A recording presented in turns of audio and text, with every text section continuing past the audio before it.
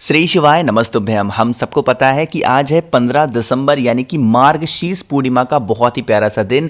यह पूर्णिमा 2024 की आखिरी पूर्णिमा है, इसीलिए बहुत विशेष होती है और इस पूर्णिमा को स्नान पूर्णिमा के नाम से भी जाना जाता। और आज रात में आप सभी को अपने घर पे, पता है कहीं बाहर जाने की ज़रूरत नहीं है, आपको अपने ही घर पे आपको चंद्रोदय दीपक लगाना है, जिससे आपकी जो मनोकामना है, आपकी जो विशेज़ हैं वो बहुत ज़्यादा जल्दी पूरी ज़रूर हो जाए। ठीक है ना। बहुत ही स्पेशल तरीके से समझाऊंगा, वीडियो को पूरा देखेंगे। स्क्रीन पे आप सभी को एक दीपक दिख रहा है ना। चंद्रोदय दीपक जब भी लगाया जाता है तो या तो आप चौमुखी दिया लगाया करो या तो आप पंचमुखी दिया लगाया करो। ठीक है ना, मेरी बात समझ में आई क्या? या तो आप चौमुखी दिया लगाओगे या तो आप पंचमुखी दिया लगाओगे, जो आपको ईजी पड़ता हो, आसान पड़ता हो। ठीक है ना। दीपक के अंदर डालेंगे क्या, ध्यान रखिएगा, दीपक के अंदर आपको तिल का तेल डालना है। ना तो आपको सरसों का तेल डालना है, ना तो आपको घी डालना है, आपको तिल का तेल डालना होगा। और तिल का तेल डालने के बाद में जो भी आपको डालना हो, चाहे आप डालना मतलब चाहे आपको चौमुखी दिया लगाना हो तो 4 बत्ती लगा दो और पंचमुखी दिया लगाना हो तो 5 बत्ती लगा दो। ठीक है ना, कोई भी आप दीपक लगा सकते हो। इस दीपक को उठाना, अब लेके कहाँ जाओगे? पूर्णिमा की रात है, पूरे चंद्र देवता अपने पूरी लालिमा बिखेर रहे होंगे, उन्हीं की रोशनी में जब कभी भी 7 बजे के बाद आपको जब भी टाइम मिलता है रात में, चंद्र देवता की रोशनी में जाना।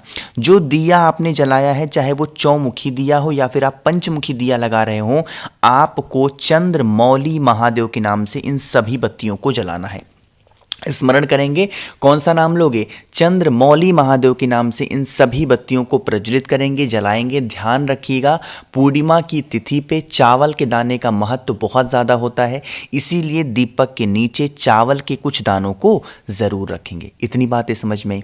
अब जब इतनी सारी चीज़ें आप कर लो, दीपक को प्रज्वलित कर लो, अब इस बार पूर्णिमा तिथि पे आपके पास में होना चाहिए कुछ अनाज का दाना, चाहे मूंग ले सकते हो, धान ले सकते हो, गेहूं ले सकते हो, जो भी चीजें अनाज के दाने के रूप में हो, आप अपनी मनोकामना कह के जलते हुए दीपक के अंदर चंद्र देवता की लालिमा में, उनकी रोशनी में अगर दीपक को प्रज्वलित करके आप डाल देते हो तो आपकी जो मनोकामना होगी वो बहुत ज़्यादा जल्दी पूरी ज़रूर होगी। ठीक है ना। ये देखो, अब यह 2024 की आखिरी पूर्णिमा है, तो आप इस पूर्णिमा को समझ लो कि इस 2024 में आखिरी बार कर रहे हो, तो आप इस उपाय को करके देखेंगे जिससे आपकी जो मनोकामना हो वो पूरी हो जाए और 2025 जो आने वाला है वो आपका बहुत अच्छे तरीके से बीते। ठीक है ना। चलो, तो पहला उपाय आपको समझ में आ गया है। आगे बढ़ते हैं अब इस वीडियो के हम लोग अपने दूसरे उपाय की तरफ, जो कि आपको करना होगा रुद्राक्ष के साथ में, और यह उपाय बालचंद्रेश्वर महादेव के नाम से करना। ठीक है ना। समझने की कोशिश करते हैं। जैसे मान लीजिए कि आपके घर में कोई भी ऐसा इंसान है जो रोग से ग्रसित है, जिसकी बीमारी ठीक नहीं हो पा रही है, दिन भर वो मेडिसिन खाता, दवा खाता और उसकी बीमारी बिल्कुल नहीं ठीक हो रही है, तो आप करेंगे इस उपाय को। इसके लिए आपको एक रुद्राक्ष लेना होगा, कोई सा भी रुद्राक्ष, कितने भी मुखी ले सकते हो, 4, 5, 6, 7, कोई भी मुखी ले सकते हो, लेकिन ध्यान रखिएगा रुद्राक्ष के अंदर जो होल हो, छिद्र होना चाहिए। ठीक है ना। अब आप इस रुद्राक्ष को उठाना, एक तांबे के लोटे में रुद्राक्ष को डाल देना है ना। यह जो उपाय है रुद्राक्ष से चांद को देखने वाला नहीं है। कुछ लोग सोच रहे होंगे चांद को देखने का उपाय, नहीं। आपको उस रुद्राक्ष को, जो भी जल आपने तांबे के लोटे में लिया है उसके अंदर रुद्राक्ष को डाल देंगे। रुद्राक्ष के अंदर कलश के अंदर गंगा जल भी डालना। अब जो भी व्यक्ति घर में आपके बीमार पड़ा है, उस बीमार व्यक्ति के हाथों से एक बार इस कलश को स्पर्श करा देना, एक बार टच करा देना। ठीक है ना, छुआ देना। अब छुआने के बाद में आप इस कलश को फिर उठाना और जहां से भी आपको चंद्र देवता के दर्शन हो रहे हों, चंद्र देवता की रोशनी में जाकर के आपको क्या करना है, उस कलश को ऐसे का ऐसा ही छोड़ देना है, जिससे इस कलश के अंदर जो जल है उसके ऊपर जब ये चंद्र देवता की रोशनी पड़ेगी तो ये जो जल होगा क्या हो जाएगा, अमृत बन जाएगा।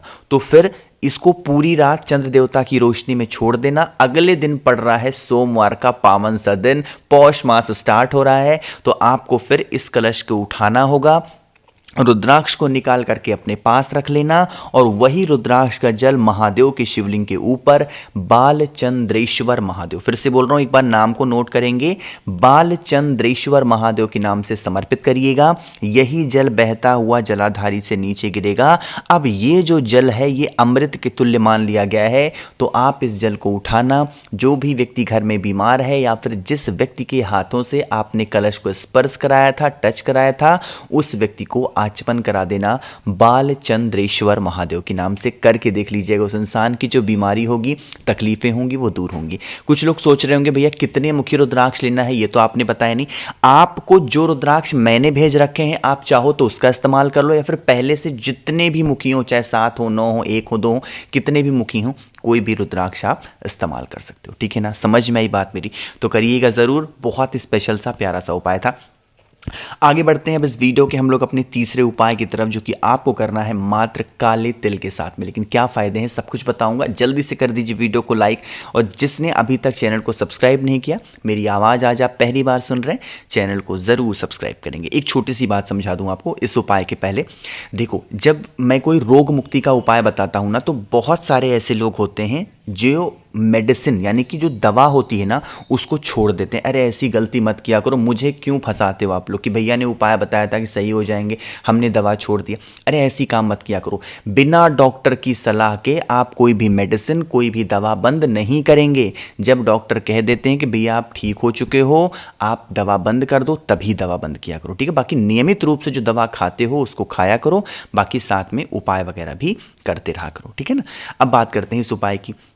जैसे मान लो कि घर में अगर आपके बहुत नज़र टोने टोटके लग रहे हैं, मतलब कि कोई ऐसी सिचुएशन घर में नहीं है जिसकी वजह से पूरी फैमिली, पूरा परिवार खुश रहे, तो आपको लेना होगा इस तरीके से 31 काले तिल। जाना गिनती करनी इस बार हमें कितनी, 31 काले तिल लेना। अब इन 31 काले तिल को लेकर के कहाँ जाओगे? चंद्र देवता की रोशनी में जाएंगे। ठीक है ना, चंद्रेश्वर महादेव का इस बार स्मरण करेंगे। किसका स्मरण करोगे? चंद्रेश्वर। हाथों में 31 काले तिल को लेकर के चंद्र देवता के ऊपर से 7 बार घुमाएंगे क्लॉकवाइज डायरेक्शन में। कहने का मतलब है जिस दिशा में घड़ी घूमती है। ठीक है ना, घुमा लिया। घुमाने के बाद में अब जो व्यक्ति को नजर टोने टोटे लगते हैं, उस व्यक्ति के ऊपर से जाना। अब उस व्यक्ति के ऊपर से भी 7 बार घुमा लेना, सर से लेकर के पैर तक। ठीक है ना, घुमाने के बाद में फिर उसी को महादेव के शिवलिंग के ऊपर ला करके चंद्रेश्वर महादेव के नाम से समर्पित करना, और इस कामना से चढ़ाना, हे शिव शंभु भोलेनाथ, हमारे घर में इस तरीके से नज़र टोने टोटके हाय सभी को बहुत ज़्यादा लगते हैं। आप कुछ भी ऐसा करें जिससे हमारी फैमिली में, परिवार में कोई भी व्यक्ति उदास ना हो, उनको नज़र टोने टोटके ना लगे। कुछ इस प्रकार से अपनी प्रार्थना महादेव से कह देना। ठीक है ना, करिएगा ज़रूर। तो 3 उपाय आपको समझ में आ गए हैं। आगे बढ़ते हैं अब इस वीडियो के हम लोग अपने सबसे आखिरी और बहुत ही छोटे से उपाय की, जो कि आपको करना है किससे? मात्र लौंग के साथ में। और यह उपाय कल्याणेश्वर महादेव के नाम से करना है। पूर्णिमा का विशेष सा ये उपाय ज़रूर करिएगा। इससे क्या होगा कि घर में अगर आपकी सुख शांति समृद्धि नहीं है, तो आपकी वो कामना पूरी होगी। ठीक है ना। क्या करना है? 7 लौंग के टुकड़े लेना। ठीक है ना, जब लौंग के टुकड़े लिया करो तो उसके अंदर फूल ज़रूर होने चाहिए, इस चीज़ का ध्यान रखेंगे। तो 7 लौंग के टुकड़े लेना और फिर इन सभी चीज़ों को लेकर के महादेव के शिवलिंग के पास जाना। 7 लौंग के टुकड़ों को अपने राइट हैंड में, दाहिने हाथ में रख करके महादेव के शिवलिंग के ऊपर से 7 बार घुमाओगे। नाम मैंने आपको बता ही दिया है, कल्याणेश्वर महादेव। फिर से बोल रहा हूँ, कल्याणेश्वर महादेव के नाम से गोल गोल घुमा लेना, और घुमाने के बाद में आप उसे किसी भी पीपल वृक्ष के नीचे सोमवार के दिन लेके चले जाना, फेंक देना।